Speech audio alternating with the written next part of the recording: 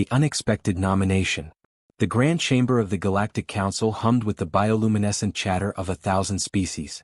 Ambassador Elena Vasquez stood in the designated human sector, her hands clasped behind her back, trying not to let her nervousness show. Around her, representatives from across the spiral arm shifted on their various appendages, tentacles and hovering platforms. The council recognizes the Centauri delegate, announced arbitrator Krell, his 4 eyes blinking in sequence. A crystalline being floated forward, refracting light into rainbow patterns across the chamber walls. I come with unprecedented news, the Centauri began, its voice resonating like wind chimes. After 3 cycles of observation, my coalition proposes a commendation for the human delegation. Their methods in strengthening interstellar relations have proven remarkably effective. The chamber erupted. Elena felt her heart hammering against her ribcage. In the 5 years since humanity had been granted provisional membership in the Galactic Council, they had never received anything close to a commendation. Most species still regarded them as the newcomers, the primitives who had barely mastered faster-than-light travel before stumbling into galactic society. "This is absurd," bellowed the Krenathi representative, his purple scales darkening with anger. "Humans have been members for barely a cosmic moment. What could they possibly have accomplished?" The Centauri's form pulsed with patient light. "Perhaps more than any of us anticipated. I yield the floor to present evidence." A holographic display materialized in the chamber's center.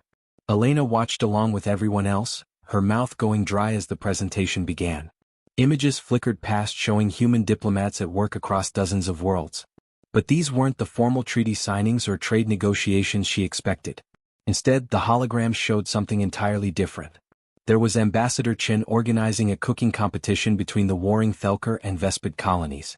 Commander Okafor teaching Zarlian children to play soccer on a disputed moon. Dr. Patel establishing an interspecies book club that had somehow resulted in a major cultural exchange program. Everywhere humans went, they seemed to be doing something the galactic community had never quite seen before. Humans, the Centauri continued, have introduced a concept largely foreign to formal galactic diplomacy: casual relationship building. What they call friendship. A ripple of confusion passed through the chamber. The translator system struggled to find equivalent terms in various languages. The Zenthari delegates' antennae twitched in bewilderment. Friendship? This is a diplomatic strategy? Not a strategy, Elena found herself saying, surprised by her own voice. It's just how we are. Arbitrator Krell's eyes focused on her. The human delegation may elaborate.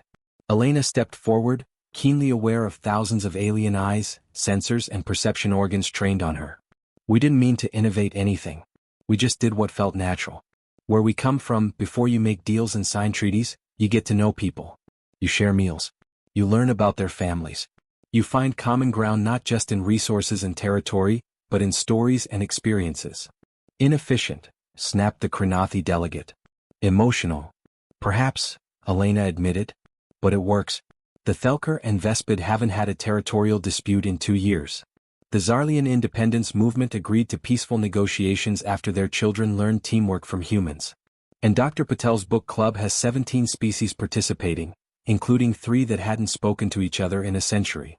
The holographic display shifted to show statistical data: conflict reduction rates, trade agreement success percentages, cultural exchange participation numbers. Every metric showed improvement in sectors where humans had been actively involved. "The human approach is messy and time-consuming," the Centauri acknowledged. "It lacks the efficiency of our traditional diplomatic protocols. Yet it achieves something we have failed to accomplish in millennia. It makes species want to cooperate, not because it's logical or profitable, but because they have developed genuine concern for one another." Arbitrator Krell leaned forward on his platform. "This is the basis for your commendation proposal?"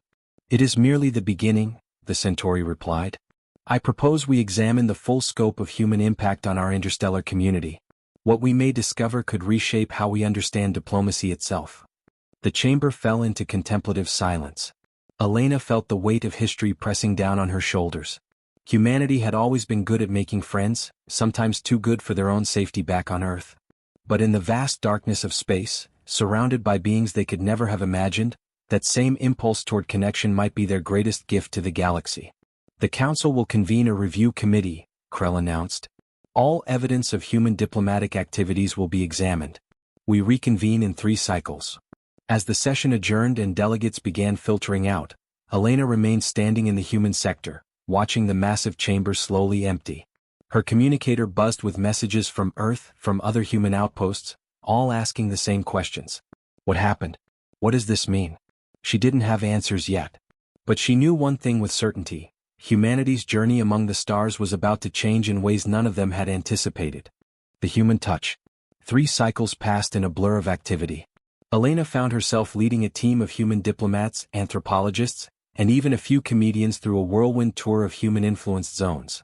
The review committee, a diverse panel of 12 species, followed their every move with an intensity that ranged from clinical fascination to open skepticism. Their first stop was Station Harmony, a massive orbital platform at the intersection of 5 major trade routes. Once notorious for smuggling and interspecies tensions, the station had become something entirely different under human administration. "This makes no sense," muttered investigator Thane, a logic-oriented cerebellian whose brain pulsed visibly through his translucent skull. According to regulations, this station should have 17 different security zones, each with species-specific protocols. Instead, I see chaos. "Not chaos," corrected Elena, gesturing toward the main concourse. "Community." The scene before them would have been impossible a decade ago. A Zenthari merchant haggled good-naturedly with a human customer while a Kranathi security officer helped a lost Vespid child find her parents. Music drifted from a bar where 3 different species were attempting karaoke, their combined voices creating something that wasn't beautiful but was undeniably joyful. A mixed-species basketball game was underway in the recreation sphere, with players making allowances for different body types and mobility levels. Station manager Rodriguez implemented what she called the community center model, Elena explained, pulling up her data pad. Instead of segregating species into comfort zones, she created shared spaces centered around activities. Sports, arts, food, entertainment. Things that don't require you to be the same to participate.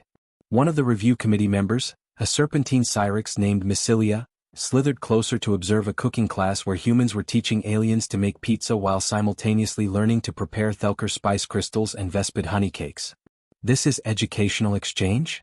"This is Tuesday," Elena replied with a smile. As they toured the station, a pattern became clear. Wherever humans facilitated interactions, they did so through what they called social lubricants: food, games, art, humor. These weren't formal diplomatic tools. They were ordinary, everyday activities that humans had simply assumed would work in space the same way they worked on Earth. But where is the efficiency? Investigator Thane insisted. Where are the productivity metrics? Station manager Rodriguez, a woman whose laugh lines suggested she smiled more than frowned, pulled up her own data pad. Station Harmony has the highest trade volume in the sector, the lowest crime rate in 15 years, and a 97% occupancy rate. We process 40% more traffic than stations twice our size, and we do it with half the security incidents. If that's not efficiency, I don't know what is. "Impossible," Thane muttered, his brain pulsing faster as he processed the information. These numbers suggest that informal social bonding reduces transactional friction by unprecedented margins. "We just call it being friendly," Rodriguez said. The next stop was the Thelker Vespid border world of Meridian 7, where the famous cooking competition had taken place. The planet's co-governors, one from each species, greeted the review committee with what could only be described as genuine warmth. "Before the humans came, we were preparing for war," Governor Thelker Prime explained, his scales shifting through contemplative colors. "Our species had disputed this world for generations. Violence seemed inevitable. Then Ambassador Chin arrived," continued Governor Vespid Zara, her wings creating a soft humming sound. "He did not present legal arguments or military deterrence. Instead, he asked us both the same question: what do you eat when you celebrate?" The review committee listened intently as the governors explained how Chin had organized a competition. Not a contest of military might or economic prowess, but a simple cooking competition where each species prepared their finest traditional dishes. The event had been broadcast across both worlds. "Something changed when we shared food," Thelker Prime said quietly. "When I tasted the Vespid honey cake that Zara's grandmother's recipe created, when I saw how carefully they cultivated the flowers to make the honey, when I understood the generations of tradition in that single bite, I could not order weapons fired at a people with such culture. And when we tasted the Thelker spice crystal," Vespid Zara added, "prepared with patience and precision that takes years to master, we saw artists, not enemies." The cooking competition had expanded into a cultural festival. Now, thousands gathered annually on Meridian 7 to celebrate both cultures. Mixed marriages were becoming common. Children grew up bilingual, speaking both Thelker and Vespid. The border was now just a line on a map with no checkpoints or guards. This is anomalous, investigator Thane protested weakly. Centuries of conflict resolved by food? Not by food, Elena corrected. By the willingness to be vulnerable enough to share something meaningful. Food is just the medium. The message is, I trust you enough to let you into my culture, my traditions, my home. The tour continued across the sector. They visited Dr. Patel's book club, now grown to over 2,000 members across 17 species. They observed Commander Okafor's sports leagues, where mixed species teams competed not for territory or resources but for pride and trophies. They attended art exhibitions, theater performances, and music festivals that blended human and alien sensibilities into something entirely new. At each stop, the pattern repeated. Humans didn't approach relationships as transactions. They invested time and emotional energy into knowing others as individuals, not representatives of their species. They made jokes, they asked questions, they made mistakes and laughed at themselves. They were messy and inefficient and occasionally inappropriate. And it worked. By the end of the tour, even the most skeptical committee members were showing signs of being affected. Investigator Thane had been invited to join a philosophy discussion group. Massilia the Syrinx had discovered a love of human jazz music. The entire committee had been pulled into an impromptu celebration when they visited a colony celebrating its anniversary. As they returned to the Grand Chamber, Elena reflected on what they had witnessed. Humanity hadn't brought advanced technology or military might to the galaxy. They had brought something far more subversive. The radical idea that strangers could become friends, and friends could become family regardless of how many arms or eyes or tentacles they had. The real question was whether the Galactic Council was ready to accept that their carefully structured, efficiently logical approach to interstellar relations might not be the only way, or even the best way. Resistance and revelation. The Grand Chamber buzzed with tension as the review committee prepared to present their findings. Elena sat in the human sector, flanked by her team, acutely aware that this moment could define humanity's place in the galaxy for generations to come. Arbitrator Krell called the session to order. The review committee will present their assessment of human diplomatic activities. Investigator Thane stepped forward, his translucent skull revealing a brain that pulsed with unusual irregularity. For a cerebellian, this was the equivalent of visible distress. The committee finds itself in unprecedented disagreement. A murmur rippled through the chamber. The review committee was famous for its logical, unanimous decisions. Disagreement was nearly unheard of. The data is conclusive, Thane continued, his voice strained. Human diplomatic activities have reduced conflicts, increased trade, and fostered unprecedented levels of interspecies cooperation. By every measurable metric, their approach succeeds. He paused, his brain pulsing erratically. Yet the methodology violates every principle of efficient diplomacy established over millennia. It is simultaneously the most effective and most illogical approach we have ever encountered. Which means it works, said Massilia the Syrinx, sliding forward with serpentine grace. She had changed since the tour began. Her scales now bore small decorative patterns, a human influence. We can measure success or we can measure adherence to tradition. We cannot claim both are equally important when they conflict. You have been compromised by exposure, snapped the Krenathi delegate, rising to his full imposing height. This is precisely why humans are dangerous. They infect others with their inefficiency, their emotionalism, their chaos. Or perhaps, countered the Centauri delegate, refracting light in agitated patterns, we have been infected with the possibility that our way is not the only way. The chamber erupted into arguments. Species divided along philosophical lines. The conservative faction, led by the Krenathi, denounced human methods as a threat to galactic order. The progressive faction, growing by the moment, argued that results spoke louder than methodology. Elena watched the chaos unfold with a sinking feeling. They had hoped the evidence would speak for itself. Instead, they had inadvertently started a civil war of ideas. Order. Arbitrator Krell commanded, his voice amplified to override the cacophony. The human delegation will address the concerns raised. Elena stood, her mind racing. This wasn't about presenting more data or defending their methods. The real issue was deeper, more fundamental. May I tell you a story? She asked. The chamber quieted, curiosity overcoming anger. 200 years ago on Earth, My ancestors lived in a world divided by borders, ideologies, and fear. We had the technology to feed everyone but chose not to. We had the knowledge to cure diseases but withheld it. We had the capacity for cooperation but preferred competition. We were, by any objective measure, inefficient and illogical. She paused, meeting the eyes and sensors of beings from across the galaxy. Then we nearly destroyed ourselves. Not in a single cataclysmic war, but through 1,000 small failures to see each other as deserving of empathy. We survived not because we became more logical, but because we finally understood something crucial. Efficiency in the absence of compassion is just another form of cruelty. The human philosophy, the Kranathi delegate scoffed. Sentiment masquerading as wisdom. Perhaps, Elena acknowledged. But consider this, your efficient diplomacy has maintained peace for millennia. You have prevented major wars, established trade routes, and created a functional galactic society. These are remarkable achievements. She pulled up a holographic display showing historical data. Yet in those same millennia, how many conflicts simmered beneath the surface? How many species maintained cold but technically peaceful relations? How many opportunities for deeper cooperation were missed because they weren't efficiently achievable?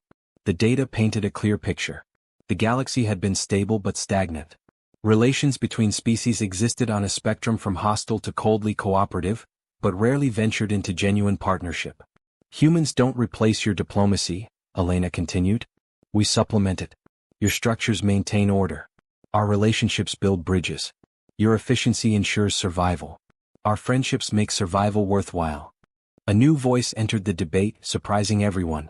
It was Governor Thelker Prime, who had traveled from Meridian 7 with Governor Vespidzara to attend the session. Permission to address the council? Krell hesitated, then nodded. Granted. The two governors stood together, a Thelker and a Vespid, once enemies now clearly allies. We speak as proof of human impact, Thelker Prime began. Our species were hours from war when Ambassador Chin intervened. By traditional diplomatic measures, the situation was hopeless. Territorial disputes, historical grievances, incompatible biological needs, all pointed toward inevitable conflict. Chin did not solve our problems, Vespidzara added. He helped us see each other as more than problems to be solved. Once we recognized each other's humanity, pardon the species-specific term, solving the actual issues became possible. This is anecdotal evidence, the Kranathi delegate objected. Then let me provide more, said a voice from the observation gallery. An elderly Zenthari descended, her antennae showing the silver of age. I am Elder Zintao. I have lived through 4 galactic administrations. I have seen efficiency prioritized above all else. She moved with careful dignity toward the speaker's platform. I have also seen my grandson marry a human. I have watched my great-grandchildren grow up bilingual and bicultural. I have learned to laugh at human jokes I do not fully understand but appreciate nonetheless. She turned to face the full council. The young ones growing up now, in communities touched by human influence, they do not see species divides as we do. They see friends who happen to have different biologies. Is this chaos? Perhaps. But it is also hope for a future we never imagined possible. More voices joined, species after species stepping forward with testimonies.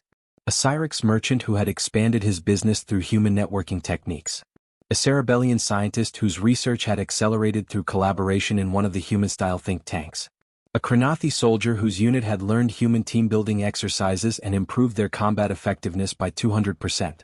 The evidence was overwhelming, and it came not from human sources but from the galaxy itself. Finally, Arbitrator Krell raised his hand for silence. The Council must decide. Do we commend human diplomatic methods, do we condemn them, or do we study them further? I propose an alternative, said the Centauri delegate. We establish a new category of diplomatic activity. Cultural integration specialists. Humans would not replace traditional diplomats but would work alongside them, providing a complementary approach. This sets dangerous precedent, the Kranathi delegate warned. Other species will claim their unique methods deserve similar recognition. Good, Massilia said simply. Perhaps we have been too rigid. Perhaps there are 17,000 ways to build peace, one for each member species of the Council. The debate raged for hours but the tide had shifted. The evidence was too strong, the testimonies too numerous. Slowly, grudgingly, even the conservative faction began to acknowledge that something significant was happening, something that couldn't be ignored or dismissed. As the session finally adjourned for deliberation, Elena felt a hand on her shoulder. It was Investigator Thane, his brain pulsing in a pattern she had learned to recognize as contemplative. "You have complicated my existence," he said, which for a Cerebellian was practically a declaration of affection. "I will need to revise 17 theoretical frameworks. This will take years." Elena smiled. "Want to grab coffee while you work on it? I know a place on Station Harmony that serves something you might like." Thane's brain pulsed in what might have been the Cerebellian equivalent of laughter. "That would be efficient, actually." "Yes." As they walked out together, Elena reflected on the day's events. The battle wasn't over, but they had won something important. Not acceptance, but consideration. The galaxy was beginning to understand that humanity's gift wasn't technology or military might. It was the radical, revolutionary idea that different didn't have to mean distant, and that the space between species could be filled with friendship rather than just treaties. The opposition strikes. The announcement came 3 days after the deliberation began. Elena was in her quarters on Station Harmony, reviewing notes, when her communicator chimed with an emergency priority signal. "Ambassador Vasquez, you need to see this." It was Marcus Chin, the diplomat famous for the Meridian 7 cooking competition, and his voice carried an edge of alarm. Elena pulled up the broadcast. The Kranathi delegate, whose name she had learned was Vorneke, stood before a gathered assembly of conservative faction members. His scales had darkened to almost black, a sign of severe agitation in his species. "Fellow council members, I present evidence that the human influence is not benign cooperation but insidious infiltration." Vorneke gestured, and holographic displays filled the space around him. "Observe, human cultural elements appearing in Thelker architecture. Human linguistic patterns adopted by Vespid youth. Human social structures replacing traditional hierarchies across multiple worlds." The images were damning in their way. Elena saw what Vorneke wanted them to see: change rapid and widespread. Human movies, music, slang and customs spreading through the galactic community like wildfire. "This is not diplomacy," Vorneke declared. "This is cultural imperialism.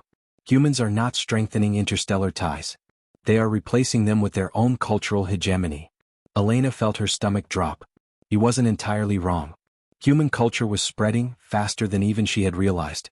The question was whether this was intentional colonization or natural cultural exchange. "We need to respond," Marcus said, his face grim on her screen. "This narrative is gaining traction fast."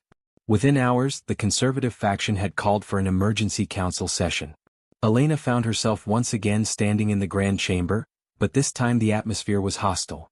The seats were packed, and the energy felt more like a trial than a hearing. Arbitrator Krell looked troubled as he called the session to order.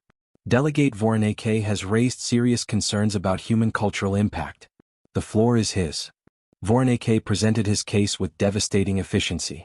He showed statistics on cultural adoption rates, documented instances of traditional practices being abandoned in favor of human alternatives, and displayed concerning survey data suggesting younger generations of various species identified more with human culture than their own.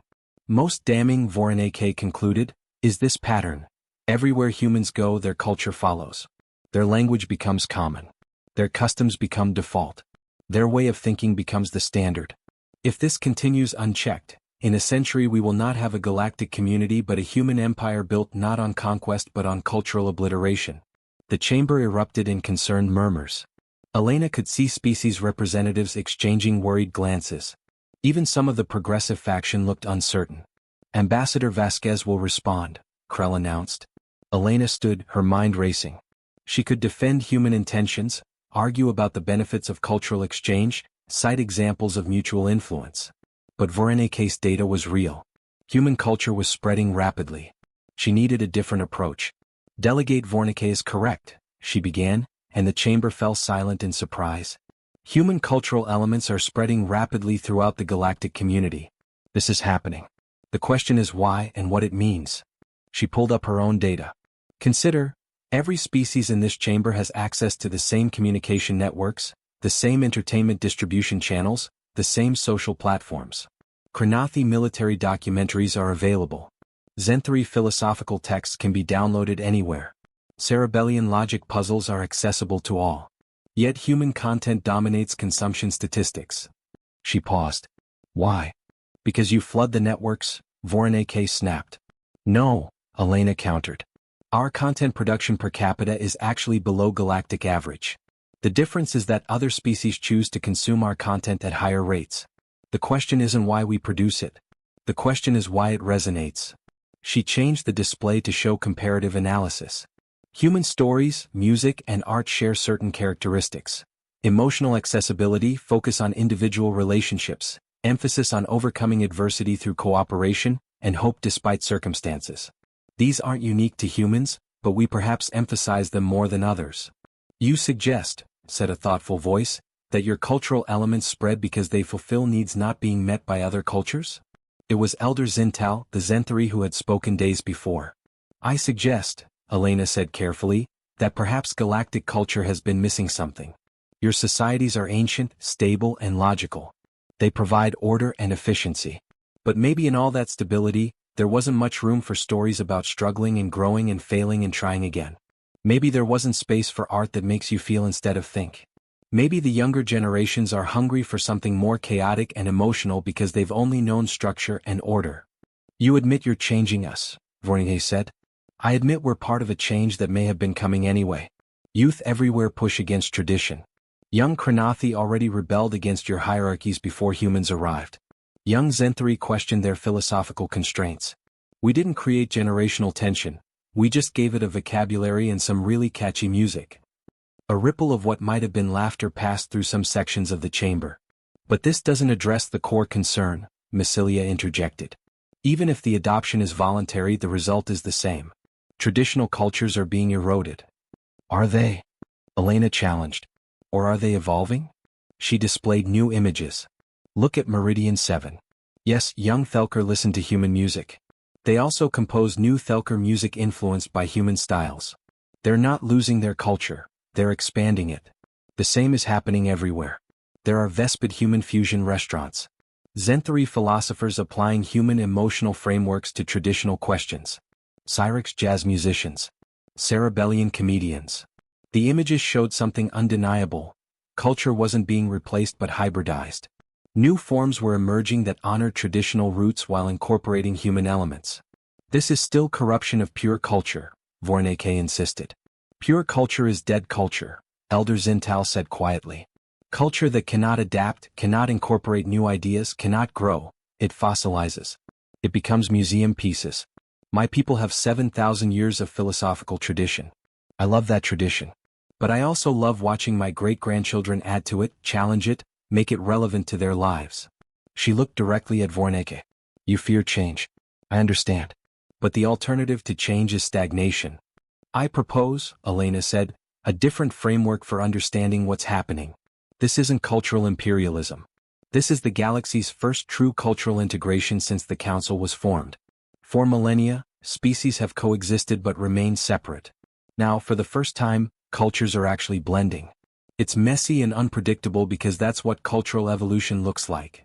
And if we don't want this evolution? Vornike demanded. Then don't participate, Elena said simply. No one is forcing anyone to watch human movies or listen to human music or adopt human customs. The fact that people choose to do so suggests they're getting something valuable from it.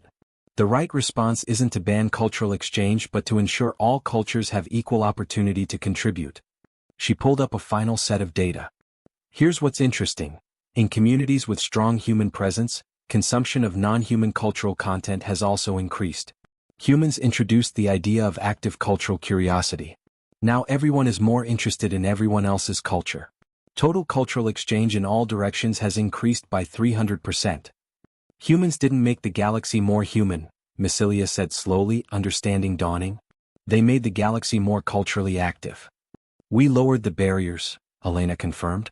We showed that you don't have to fully understand another species' biology or history to appreciate their art. You don't have to agree with their philosophy to enjoy their stories. We made cultural exchange less formal and more fun. The explosion of interest in all cultures is a side effect of making culture accessible. Arbitrator Krell leaned forward. Delegate Vornike, do you wish to respond? The Kranathi stood silent for a long moment, his scales shifting through complex color patterns.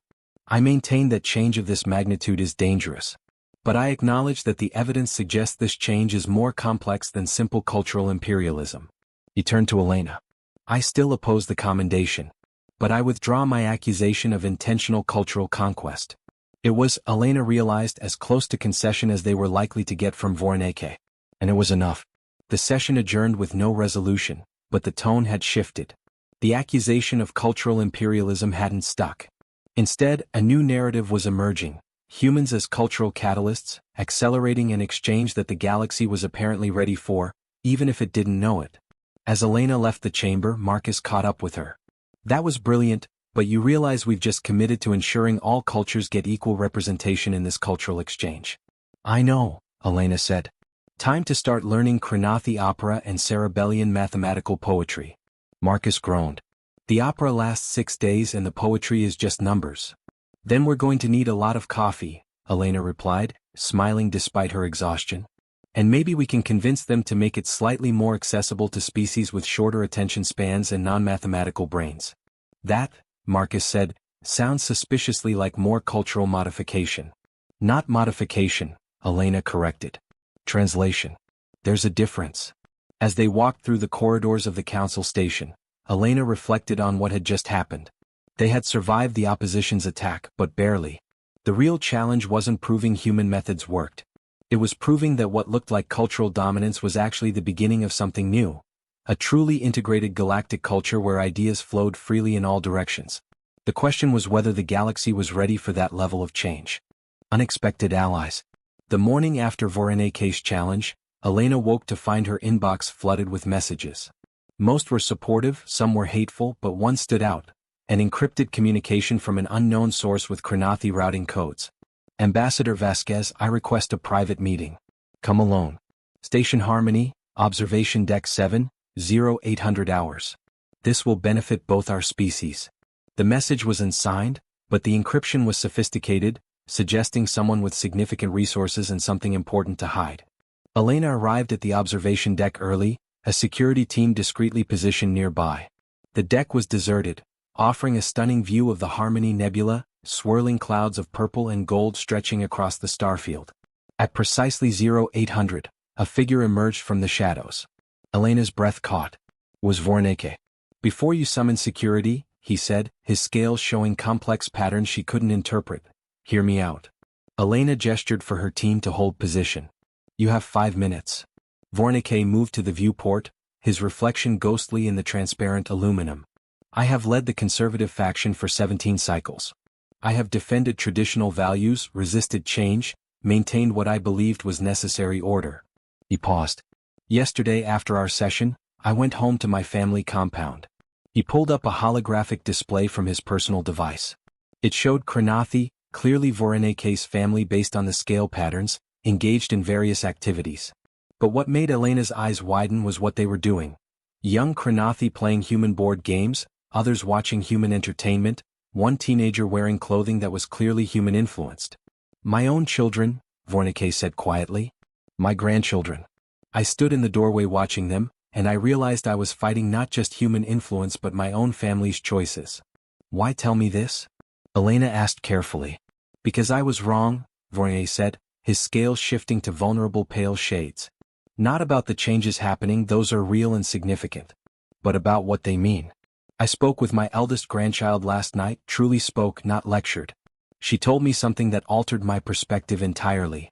He played an audio recording. A young Krenathi voice, speaking with the careful enunciation of youth. Grandfather, I don't love human culture because I hate being Krenathi. I love human culture because it helps me express being Krenathi in new ways. When I play their music, I hear our ancestral songs differently. When I read their stories, I understand our history from new angles. They didn't make me less Krenathi. They made me more myself. Elena felt something tight in her chest loosen. That's beautiful. That's terrifying, Voronezh corrected. For someone like me who has spent a lifetime believing tradition must be preserved exactly as it was. But she's right. Culture isn't a museum. It's a living thing. I just forgot that living things grow and change or they die. He turned to face Elena directly. I come to you with a proposal. I will publicly support the human commendation on one condition. You help me ensure that all cultures, including mine, have equal opportunity to contribute to this new cultural exchange. I will not let Krenathi culture fade into obscurity while human culture dominates. We want that too, Elena said immediately. We never wanted to dominate. We just did what came naturally. I know, Vornike said. Which is why this is complicated. Human culture spreads easily because it's designed for emotional accessibility. Kranathi culture is layered, complex, requires understanding of context and history. How do we make our 7,000-year-old traditions accessible to species who barely know we exist beyond our military reputation? Elena considered. You need translators. Cultural translators. People who can take the deep beauty of Kranathi tradition and present it in ways others can appreciate. Humans, Vornike said flatly. And others, Elena added. But yes, we're good at this. We've had to be. Earth had hundreds of cultures trying to understand each other. We developed techniques for cultural translation and presentation. Over the next hours they hammered out a plan. Vornike would bring the conservative faction, or most of it, into support for the human commendation. In exchange, humanity would commit resources to what they called the Cultural Bridge Initiative, a program to help all species present their cultures in accessible, engaging ways. This means teaching other species human presentation techniques, Elena warned. Some will see that as cultural imperialism by another name. Then we frame it differently, Vornike said. Humans are not the teachers. They are the facilitators. Each species maintains creative control of their cultural presentation. Humans simply provide the techniques and platforms. News of Vornike's changed position spread through the council like a shockwave. The conservative faction fractured, with about half following Vornike's lead and the other half viewing him as a traitor. But his defection, if it could be called that, brought unexpected allies out of the woodwork. The Zenthari Philosophical Council, usually neutral on political matters, issued a statement supporting cultural exchange as necessary for philosophical growth. The Cerebellian Research Consortium published findings showing that mixed culture environments produced more innovative scientific solutions. Even some Kranathi military units reported that incorporating human team-building methods had improved combat effectiveness. Within days, the council was forced to call another session. This time, the atmosphere was electric with anticipation rather than hostility. Arbitrator Krell surveyed the packed chamber. We gather to vote on the proposed commendation for human diplomatic activities and the associated Cultural Bridge Initiative. But first, Delegate Vornike has requested the floor.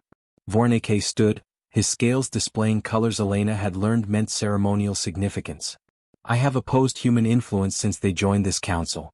I believed I was protecting our cultures from contamination. I was wrong. The conservative section of the chamber erupted in shouts. Vornike waited for silence. I was wrong not because human culture should dominate, but because I misunderstood what was happening. Humans have not conquered us. They have reminded us that culture is meant to be shared, not hoarded.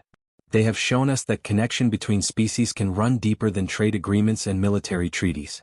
He gestured, and holograms filled the chamber, showing the new Cultural Bridge Initiative.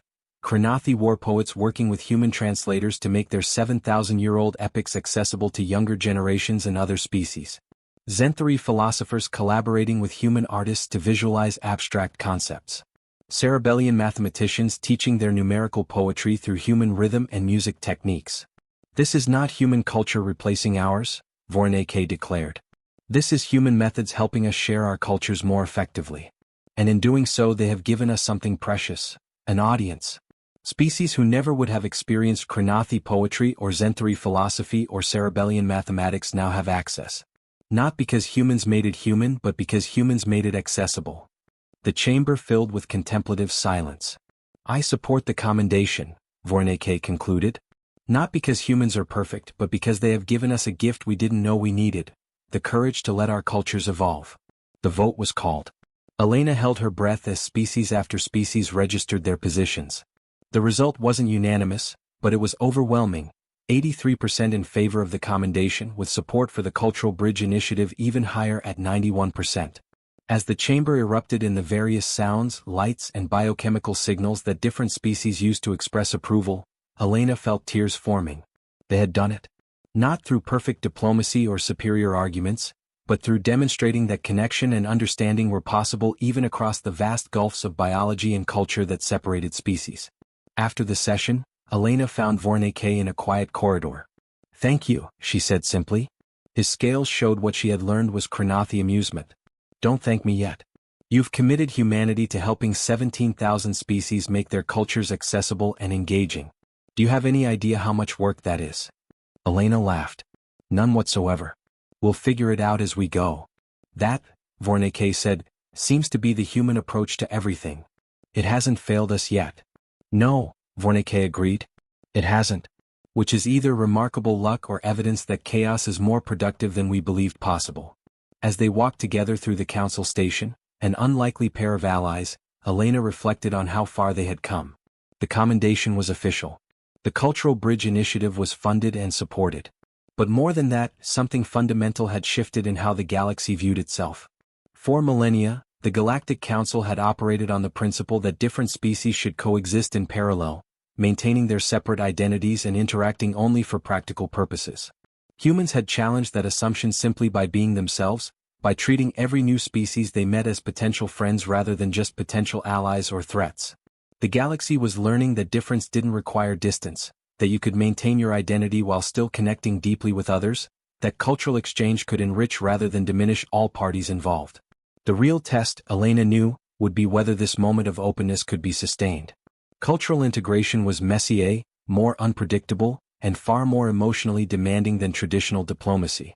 It required vulnerability, curiosity, and a willingness to be changed by those you encountered. But as she looked at Vorneke, a former opponent now turned ally, she felt hopeful. The galaxy was vast and strange and filled with beings more different from each other than humanity had ever imagined possible. Yet in that vast diversity, they had found the beginning of something beautiful, not uniformity but unity, not sameness but understanding. The commendation was just the beginning. The real work of building a truly integrated galactic community was just starting. But for the first time in millennia, the galaxy was ready to try. Challenges and consequences. 3 months after the commendation, Elena stood in the newly established Cultural Bridge Initiative headquarters on Station Harmony, surrounded by organized chaos. Hundreds of species representatives worked in collaborative pods, each struggling with the monumental task of making their cultures accessible without losing their essential character. "Ambassador, we have a situation," called out Kenji Tanaka, her deputy director, a man whose perpetual optimism was being tested by daily cultural crisis management. Elena hurried to his station, where multiple holographic displays showed what could only be described as a disaster in progress. The Vormalian delegation, an insectoid species known for their elaborate pheromone-based art, had just stormed out of their collaboration session with human cultural consultants. They're claiming we're trying to destroy the fundamental nature of their art form, Kenji explained. The consultant suggested visual representations to accompany the pheromone patterns so other species could appreciate them. The Vormalians called it sacrilege.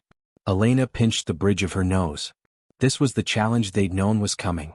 How do you translate art forms that literally cannot be experienced by most species? Vormalian pheromone art was chemically complex and specifically tailored to Vormalian receptors. To other species it was just interesting smells. "Get me a meeting with their chief artist," Elena said. "And find me someone who knows chemistry." 2 hours later, Elena sat across from Sachkar, a Vormalian whose compound eyes reflected rainbow patterns in the light. Between them sat Dr. Yuki Sato, a human biochemist who specialized in cross-species sensory translation. "You wish to make our art something it is not," Sachkar clicked, his translator rendering the pheromonal undertones as musical notes. "Our art speaks to the soul through chemistry. You cannot see souls." "You're right," Elena acknowledged. "We can't experience your art the way you do. But that doesn't mean we can't appreciate it." "Dr. Sato, explain your proposal." Yuki pulled up molecular diagrams. Vormalian pheromone art creates complex emotional responses through chemical signaling. What if we created a complementary art form? Not a replacement but a companion piece. Your pheromones remain primary, unchanged. But we add visual elements that represent the emotional journey, the molecular dance, the artistic intent. You would make picture book versions of our masterpieces? Chkar's pheromones, according to the translator, carried notes of insult. "No," Elena said firmly. "We would create a bridge. The original art remains exactly as you created it, experienced fully by your species. But alongside it, we place something that helps other species understand what they're missing. Think of it as translation, not transformation." Chkar's antennae twitched in contemplation. "Show me." Over the next week, they worked on a single piece, one of Chkar's most famous works, a pheromone composition about the Vormalian concept of growing through breaking, roughly equivalent to the human idea of transformative struggle. Dr. Sato analyzed the chemical composition, identifying which compounds triggered which emotional responses. A team of human artists, Zen-theory philosophers, and cerebellian mathematicians worked together to create visual and auditory accompaniments that represented the emotional journey. The premiere was held in a specially designed chamber where Vormalians could experience the pheromones directly while other species experienced the visual auditory translation. The response was overwhelming. Vormalians wept, their pheromones creating clouds of emotion. Other species, seeing for the first time what Vormalian art intended to convey, were equally moved. "It's not the same," Sijkar admitted afterward, his pheromones carrying what the translator rendered as profound thoughtfulness. "But it's not wrong either. It's like, you have given my art the ability to whisper to those who cannot hear its voice." The Vormalian crisis resolved, but others emerged daily. The Kranathi War Poetry Project faced accusations of glorifying violence. The Zen-theory philosophical visualizations were deemed too abstract. The cerebellian mathematical poetry left most species confused rather than enlightened. Each challenge required creativity, compromise, and patience. Elena found herself becoming a mediator not just between species but between competing visions of what cultural sharing should look like. Meanwhile, unexpected consequences of the Cultural Bridge Initiative began emerging throughout the galaxy. On a frontier colony, a Cyrix child performed a Kranathi war poem at a school recital, her serpentine form adding unintended grace to the martial verses. On the cerebellian homeworld, traditionally logical beings began incorporating human emotional language into their mathematical proofs, creating a new hybrid form of expression. A Vespid composer combined her species' wing music with human orchestral techniques, creating a sound that was entirely new yet respectful of both traditions. But not all consequences were positive. Economic disruption followed cultural disruption. Traditional Kranathi poetry houses closed as younger generations flocked to fusion performances. Vormalian pheromone artists who refused to adapt found their audiences shrinking. Cultural purists across the galaxy began organizing resistance movements, claiming the initiative was accelerating the death of authentic culture. The situation came to a head when the Thelkari Preservation Front, a conservative cultural group, seized a Cultural Bridge Initiative facility on Thelkar Prime, taking hostages and demanding an end to what they called cultural genocide. Elena responded by going to Thelkar Prime herself, against the advice of security. She walked into the occupied facility alone, broadcast to the entire galaxy. "I'm Ambassador Vasquez," she announced to the masked Thelkari holding weapons. "You wanted to talk to someone in charge. Here I am." The leader, a Thelkari woman whose scales showed stress patterns, gestured with her weapon. "You destroy our culture with smiles and good intentions." "No," Elena said calmly. "We're trying to save it. By changing it beyond recognition. By making sure anyone still remembers it exists." Elena pulled up data. Before the Cultural Bridge Initiative, how many non-Thelkari could name a single Thelkari artist? How many knew anything about your literature, your music, your thousand-year-old traditions? She paused. 3 months ago the answer was effectively zero. Today, 17 million beings across the galaxy have engaged with Thelkari culture through the initiative. Your poetry has been translated into 43 languages. Your traditional dances have been adapted by mixed-species performance groups. Your ancient stories are being read by children on worlds you've never heard of. Adapted. Translated. Changed, the leader spat. Kept alive, Elena countered. "Let me ask you something. How many young Thelkari were studying traditional arts before the initiative?" The woman hesitated. Numbers had declined. They had collapsed, Elena corrected, pulling up more data. Traditional Thelkari arts programs were dying. Young people weren't interested. Your culture was fading not because of outside influence but because it wasn't connecting with your own youth. She met the woman's eyes. The initiative didn't create that problem. We're trying to solve it by making your culture relevant again, by showing young Thelkari that their heritage matters to the wider galaxy. She gestured to the holographic displays. "Look at these numbers. Enrollment in traditional Thelkari arts programs has increased 300% in 3 months. What? Because young Thelkari see other species learning their dances, reading their poems, appreciating their culture. Suddenly, being Thelkari isn't just about honoring dead ancestors. It's about being part of something vibrant and living." The weapon slowly lowered. The leader's scales shifted to confused patterns. We believed you were destroying us." "You're destroying yourselves by insisting culture can never change," Elena said gently. "Every living culture evolves. The choice isn't between change and preservation. It's between evolving and dying. The standoff ended peacefully. The Thalkari Preservation Front became, ironically, one of the initiative's strongest supporters once they understood that adaptation didn't mean abandonment. But the incident crystallized a truth Elena had been avoiding. The Cultural Bridge Initiative wasn't just facilitating cultural exchange. It was actively reshaping galactic culture at a fundamental level. The galaxy that would emerge from this process would be different from anything that came before. That night, alone in her quarters, Elena received a message from Earth. It was from her grandmother, a woman who had lived through Earth's own cultural integration struggles. "You're scared," the message said, her grandmother's weathered face warm with understanding. "You're realizing that what you started can't be controlled, that it will have consequences you can't predict, that you're changing the galaxy in ways that can't be undone." Elena nodded at the recording, tears forming. "Good," her grandmother continued. "That fear means you understand the weight of what you're doing. But don't let it stop you. Every culture on Earth went through this. Some things were lost, but so much more was gained. The pain of growth is real, but it's the pain of living. The alternative is the peace of stagnation, and that's just death by another name." Elena wiped her tears and stood. Her grandmother was right. The Cultural Bridge Initiative was messy and painful and unpredictable. But it was also alive, dynamic, and full of possibility. The galaxy was growing, changing, becoming something new. And humanity, for better or worse, was at the center of that transformation. A new galaxy. 6 months after the commendation, the Galactic Council convened for its ceremonial assembly, a once-a-decade gathering where all member species came together not for politics but for celebration. Traditionally, it was a formal affair. Dignified presentations of cultural heritage, speeches about unity and cooperation, and carefully choreographed performances that highlighted each species' unique contributions. This year would be different. Elena stood backstage in the Grand Amphitheater, a massive space designed to accommodate 17,000 different species' environmental and sensory needs. Around her, chaos reigned in the best possible way. A Kranathi poet practiced verses with a human rapper, their combined performance something neither species could have imagined alone. Vormalian pheromone artists collaborated with Zenthari light sculptors. Cerebellian mathematicians had composed a number symphony that somehow incorporated Vespid wing harmonics and human percussion. 5 minutes, called the stage manager, a multi-tentacled being whose species Elena still couldn't pronounce correctly.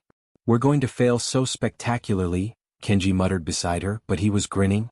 "Probably," Elena agreed. "But it'll be a beautiful failure." The lights dimmed. Arbitrator Krell took the stage, all 4 eyes surveying the packed amphitheater. "For 10,000 cycles, this assembly has celebrated our diversity through separation. Each species performed alone, showcasing their uniqueness. Today we celebrate differently."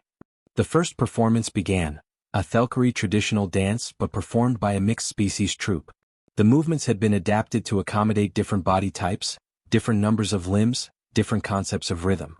It shouldn't have worked, but it did. The Thalkari dancers brought grace, the human dancers brought emotional expression, the Kranathi brought martial precision, and together they created something that transcended any single cultural tradition. The audience erupted in the 17,000 different ways species expressed appreciation. Performance after performance followed, each a fusion that honored its roots while reaching toward something new. The Kranathi war poet and human rapper brought the amphitheater to its feet with a piece about ancient honor meeting modern struggle.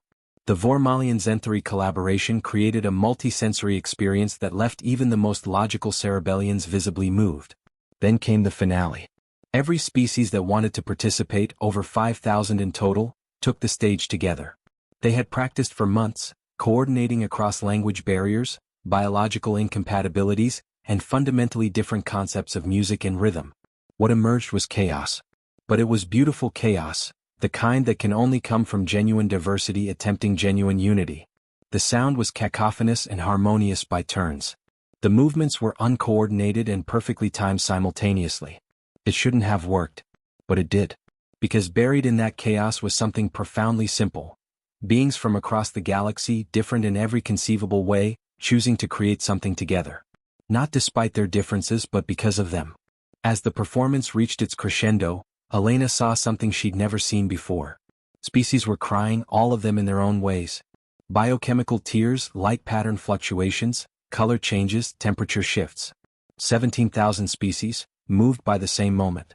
When it ended, The silence lasted exactly 3 seconds before the amphitheater exploded with appreciation. The noise was deafening, overwhelming, beautiful. Backstage afterward, Elena was surrounded by performers, organizers, and delegates. Vorneke found her in the crowd, his scales displaying colors she'd learned meant deep satisfaction. "You have broken something fundamental," he said. Elena's heart skipped. "What?" "The assumption that diversity requires distance." His scales shifted to contemplative patterns. "We built our galactic society on the belief that different species must remain separate to maintain their identities. We created elaborate systems to enable coexistence without integration. We were so focused on preserving differences that we never explored what we might build together." He gestured toward the stage where mixed species groups were celebrating. "In 6 months you've shown us that we were wrong. Not entirely wrong, maintaining distinct cultural identities remains important. But wrong about the need for separation. We can be different and together. We can maintain our uniqueness while building something shared." "It's messy," Elena said. "Yes. And painful sometimes." "Yes. And unpredictable." "Yes," Vorneke agreed. "All characteristics of living things. We had created a galaxy that was stable and ordered and slowly dying. You brought chaos and growth in life." The ceremonial assembly continued for 3 days. More performances, discussions, workshops where species taught each other traditional arts and learned hybrid forms. The Cultural Bridge Initiative set up demonstration areas where anyone could experience other cultures' sensory arts, from Vormalian pheromones to cerebellian mathematical poetry to human cinema. On the final day, arbitrator Krell called a special session. The Grand Chamber was packed beyond capacity, with overflow crowds watching from across the galaxy. 6 months ago, Krell began, we commended humanity for strengthening interstellar ties. Today we acknowledge that our commendation was insufficient. Humans have not merely strengthened existing ties. They have fundamentally reimagined what ties between species can be. He gestured and holographic displays filled the chamber. Statistics on cultural exchange, conflict resolution, economic cooperation, scientific collaboration. Every metric showed transformation. The Cultural Bridge Initiative has connected more species more deeply in 6 months than traditional diplomacy managed in millennia. Mixed species communities are forming. Hybrid art forms are emerging. Children are growing up with friends from a dozen different species, learning to see difference as enriching rather than threatening. Krell's 4 eyes focused on Elena. "Ambassador Vasquez, the Council has voted. Humanity is awarded the Crystal Spiral, our highest commendation, reserved for species that fundamentally advance galactic civilization." The chamber erupted. Elena stood frozen, unable to process what she was hearing. The Crystal Spiral was legendary. Only 3 times in Council history had it been awarded, each time for breakthrough achievements like faster-than-light travel or gravitational communication. Additionally, Krell continued, we established the position of Cultural Integration Coordinator as a permanent Council role. Ambassador Vasquez, if you accept, you will be the first to hold this position. Elena looked at Kenji, who was grinning through tears. She looked at Vorneke, whose scales showed pride. She looked at the faces and sensors and perception organs of species from across the galaxy, all focused on her. "I accept," she said, "on behalf of humanity and with deep humility. But I accept with one condition. This work cannot be humanity's alone. Every species must have voice and agency in shaping our shared future." "Agreed," Krell said simply. "The Cultural Integration Council will include representatives from all interested species. Humanity will guide but not govern." As the ceremony concluded and the chamber began to empty, Elena found herself on the observation deck, staring out at the stars. Earth was out there somewhere, that small blue world where humanity had learned to turn strangers into friends. "Quite a day," said a familiar voice. Marcus Chin joined her at the viewport. "We did it," Elena said softly. "We actually did it." "We started it," Marcus corrected. "The real work is just beginning." He was right. The galaxy was changing, but change brought challenges. There would be conflicts over cultural appropriation versus appreciation. Struggles over authenticity versus evolution. Pain as old certainties dissolved and new forms emerged. But there would also be art no single species could create alone. Friendships that transcended biology. Children growing up in a galaxy where difference was normal and connection was possible. "Do you think we're ready?" Elena asked. "For everything that's coming?" Marcus considered. "No. But I don't think anyone ever is. We'll figure it out as we go. The human way." The only way really. Plan, prepare, then adapt when reality turns out different than expected. As they stood together watching the stars, Elena reflected on the journey that had brought them here. Humanity had entered the galaxy as primitives, barely ready for interstellar society. They had been expected to fall in line, follow established protocols, slowly earn acceptance over centuries. Instead, they had done what humans always did: made friends, shared meals, told stories, and connected with others in messy, emotional, deeply human ways. They hadn't followed the rules because they didn't know the rules existed. They had just been themselves. And in being themselves, they had shown the galaxy something it had forgotten: that civilization wasn't built just on logic and efficiency and carefully maintained boundaries. It was built on the simple act of reaching across differences and saying, "I want to know you." 17,000 species, millions of worlds, uncountable differences. But also, increasingly, countless connections. A galaxy learning that unity didn't require uniformity, that you could maintain your identity while building something shared, that difference was not a problem to be managed but a gift to be celebrated. The Galactic Council would continue its work of maintaining order and facilitating cooperation. But now, beneath that formal structure, something else was growing: actual community. Species who knew each other not just as trade partners or military allies, but as friends, collaborators, fellow artists in the great work of building a civilization worthy of the stars. Elena smiled. Humanity's greatest achievement wasn't technology or military might or even diplomatic success. It was the radical, revolutionary idea that strangers could become family, that difference could become dialogue, and that in a galaxy of infinite diversity, the thing that united everyone was the simple desire to connect. The ceremony was over. The commendation was given. But the real story was just beginning. A new galaxy was being born, one connection at a time, one friendship at a time, one shared moment of art and understanding at a time.